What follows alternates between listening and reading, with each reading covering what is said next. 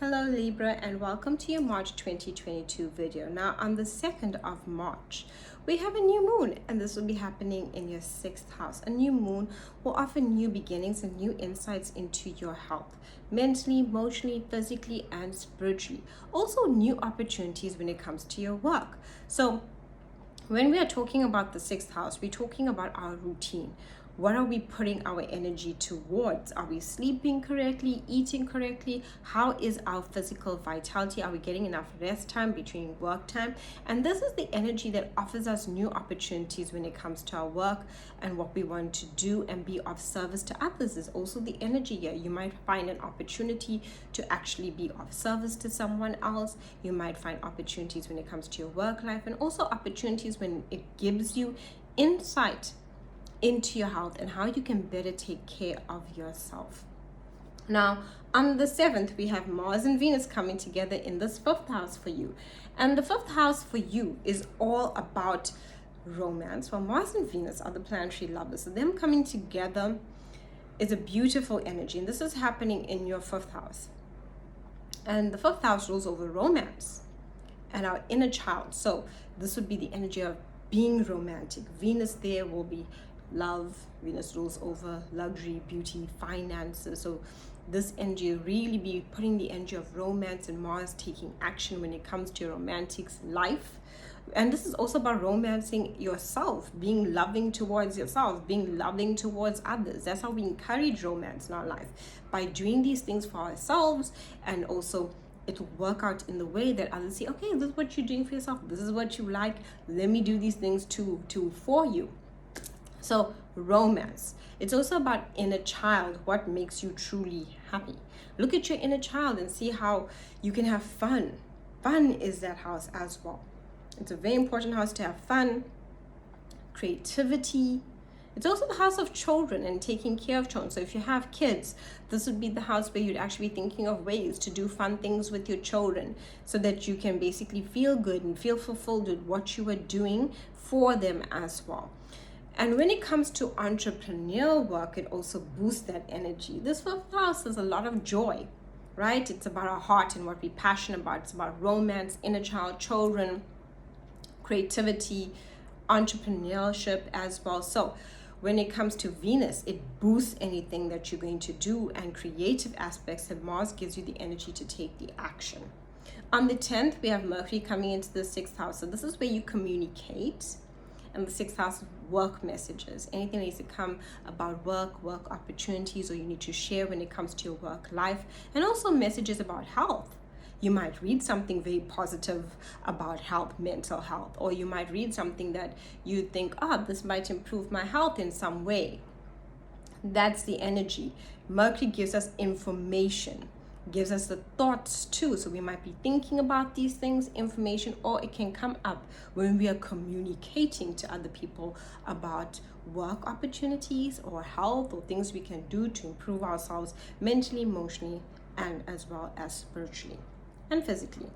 On the 18th, we have a full moon, and this full moon will be happening in your 12th house.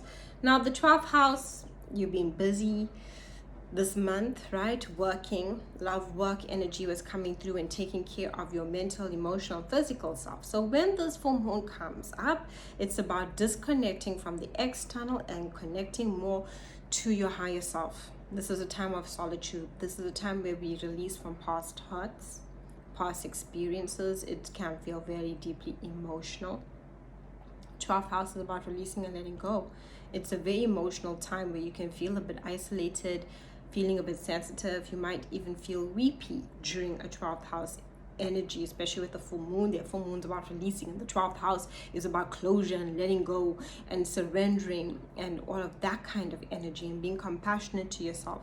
So be gentle with yourself during the full moon. Know that you will be closing doors on situations that maybe you felt you weren't going to do that, but during this full moon, you feel the need to have closure, to make peace, to move on in a different way, and to give yourself some peace within your heart, peace within your mind. That 12th house energy is about letting go from the past, everything that's been happening, even childhood experiences. And when I say childhood experiences, I'm talking about the kind of experiences that we have as kids that sometimes shape and mold us as adults, and then we get stuck on a setting. Whereas, say something was said to us, as a child, always be nice. Even if someone else is being rude, you be nice. And you remember that, and it stays with you, and it's expected of you. Like, never ever be rude, always be nice, always give in, because you're the good person, for example. This is just an example. And then there afterwards, when you go into adulthood and you're doing that, and next thing there are rude people and people are taking advantage of you, and you always remember to always be nice. Obviously, the setting that this was said to you was a different kind of setting, right? And you were a child, and maybe there was a reason for it, or maybe there wasn't a reason for it, but that gets ingrained in us.